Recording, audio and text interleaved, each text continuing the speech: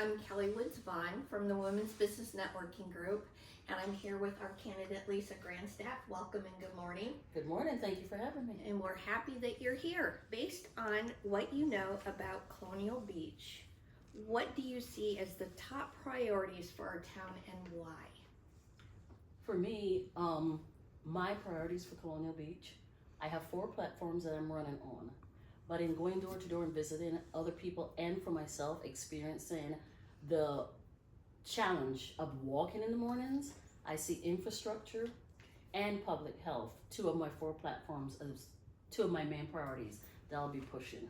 And what are your other 2 platforms that you have? I have economic stabilization and public safety. Okay. Understanding some of the challenges as in infrastructure, business, beaches, erosion, sidewalks, water, sewer, budgets. With your experience, how do you see any of those being improved upon, or do they need to be eliminated? For me, I see the wastewater and the water to be improved upon, because from the different alerts I receive as a citizen to see what we are still dealing with, and especially after the major flooding that we've had, the erosion needs to also be addressed, and it's not being addressed totally. It's like it's in bits and pieces. Okay. And also, like I said, economic health is also important to me as well. So, yes. Do you believe the growth of our downtown and Main Street area is healthy and successful? If not, what is your solution to maybe change that? I see growth as a good thing, and I do embrace that, but for me, I want to see balanced growth, because that growth ties into the infrastructure and whether our infrastructure can handle that growth. And I believe that it's necessary to have that growth to bring people in here. So for right now, I would look on helping my council to improve on that, but make sure it remains balanced and healthy for our citizens as well. Okay. What's more important, building more homes or creating more businesses and commercial space?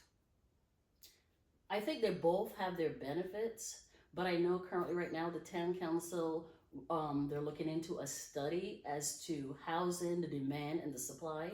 So for that, from hearing and especially having a worker who was moving from Fredericksburg here, and we had to find housing for him, which did work out.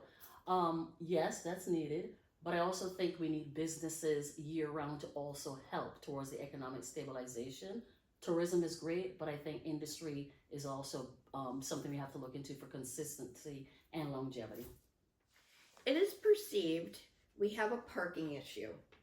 Parking for residents, businesses, and visitors is at a minimum. Do you have a solution, and what would that be? My solution, from meeting with citizens and other people, planning and zoning and different things like that, and having certain conversations with people who are part of that, is that we probably should hold off on selling or pursuing that Wilder project, where is that part of land that's there by the riverboat, because we are at a premium. And when people come into town, it is just so hard for the enforcement. There's a lot of misunderstanding about parking, and at least a lot of contention. I think parking is something that needs to be pursued, and we can look into it, but we can't keep eliminating every available piece of space that we have. We need to be able to look into balance for that. So that will be my solution. Just not pursue that Wilder project, and let's just focus on looking for more parking, because even some of our parks that we're trying to preserve don't even have parking. So that is my opinion on that part of that. Okay. If you could change one zoning code, what would that be? In looking into zoning codes, because I looked up some information here, for the zoning code, I know we're still reviewing that, so I really don't want to go out on a limb and speak out of turn. I would like to give an informed answer. So I know we're still going through a few of those, so I don't want to misspeak, sorry. So would you mind if we pass on that? Of course. Or we can come back to it. But for right now, as I look more, I don't want to create more dissension, because in listening to the citizens as I speak to them and different things that are happening, I think I want a more given, honest, and educated answer. That's fair, very fair. It is perceived that Colonial Beach is not a very business-friendly town. Our processes and costs are not consistent, and support is lacking. Do you have a plan to streamline the new business process or minimize costs? As a business owner, I will say yes, it is very against small business. And I don't want to use a stringent in a term. Let me just say, in speaking to a few of the small businesses here, there's not that warm and fuzzy. The processes seem to be consistent for some and inconsistent for others. And again, it points back to my conversation with Ms. Oden.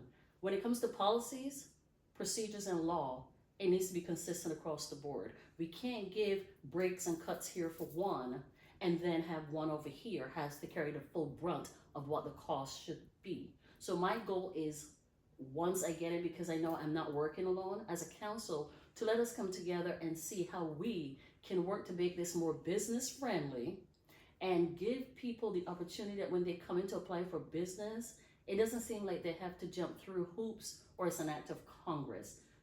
Bring the businesses in that we can help towards economic stabilization, but make it friendly, because at the end of the day, it has to be mutually beneficial.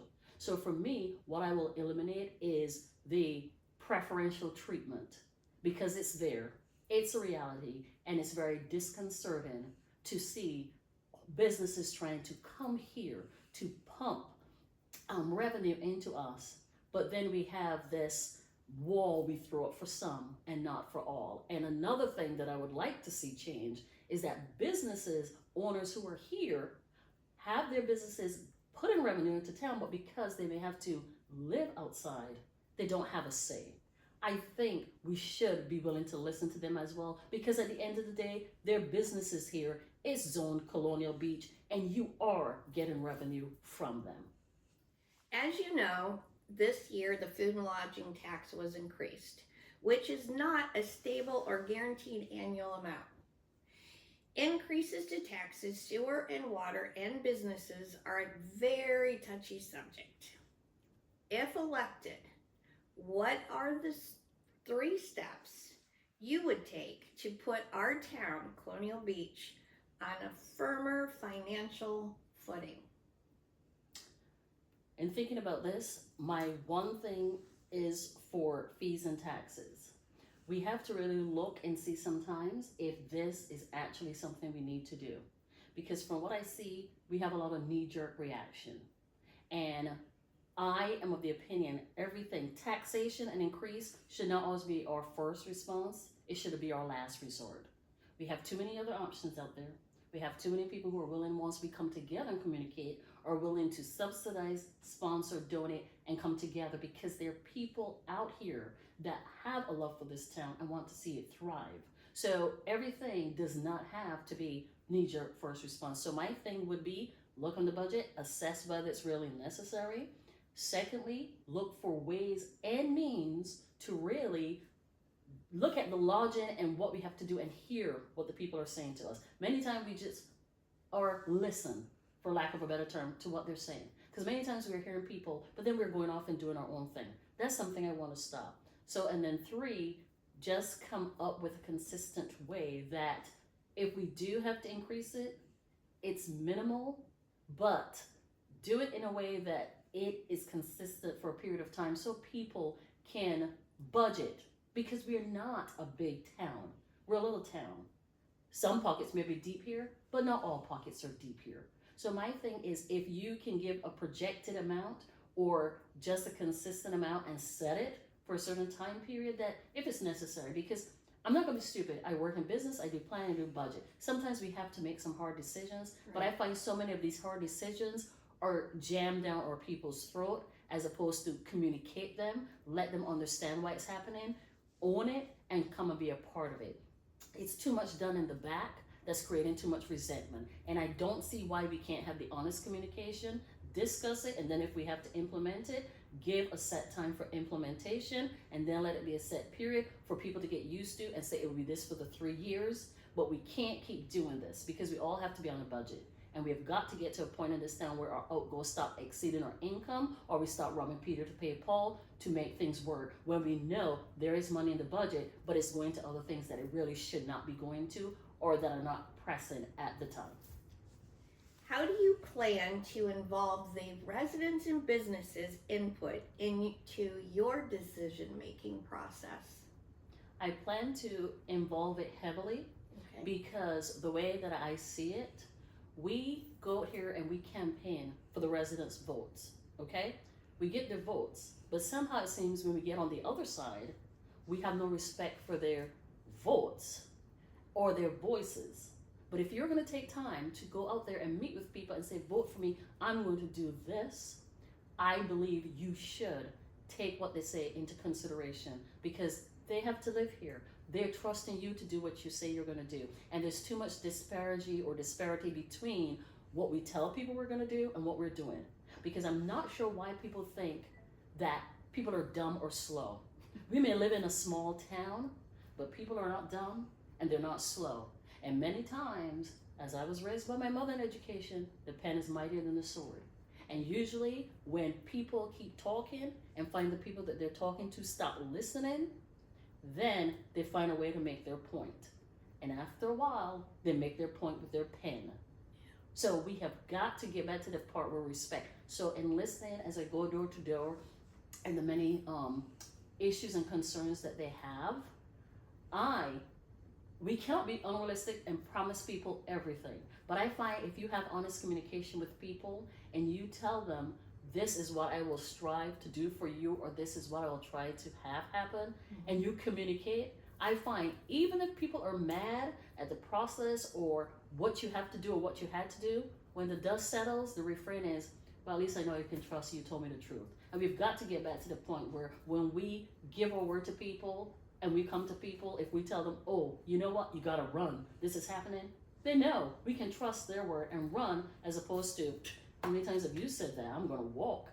We got to get back to where people can have confidence in them. And for me, that is incorporating their wants and desires and their wishes. I mean, we can't have people voting overwhelmingly against something and then we casually turn around and say, yeah, we heard you. We're going to do it anyhow. What message does that send? So for me, I want to treat people how I'm treated. So if you tell me something, I'm putting stock in that. So I want, if I tell you something, you can put stock in that. This is my favorite question, and I've heard a lot of great answers so far. What is your most favorite thing about Colonial Beach, and why? The water. I am from Barbados, island of water. I walk by the water. I got here, and it was a case of I wanted to find a place that I could walk to the water. So when I walk in the morning my 4 miles, I go 30 minutes, and I walk almost to Wakefield, and I come back. And I just love the sound, and I post it because for me, water therapy is a big thing. And when my husband and I started riding our Harley over here from Maryland and ended up at Dockside, and we just sit there, I'm like, this is it. Yeah. So that is what drew me here, and that's why when we had the opportunity to buy a home here, we took it. And I just love here because this was a home of my friend's mom, who I used to take care of their dogs back in Maryland, and I always said to her, if ever you want to sell your home, think of me. And years later, after she was involved in a major car accident and couldn't come back over, she called me up, she's like, you always told me you want my home, do you still want it? I said, absolutely. And she sold it to me even down to the 2 rocking chairs on the porch. So it's just, I just love the small town, because I grew up in a small village in Barbados, and we were near the water. And this just resonated with me, and that's why, when I was approaching Ask to Run, I'm just like, I love it. It feels like home. It's where I have peace, but also I want to be a part of some of the decisions that are being made, because one, I live in this town, and whatever happens affects me, but I'm also a citizen. I'm a business owner. Right. So it made a lot of sense that my past experiences and my current and what I'm doing could serve well for being a candidate for town council. Okay.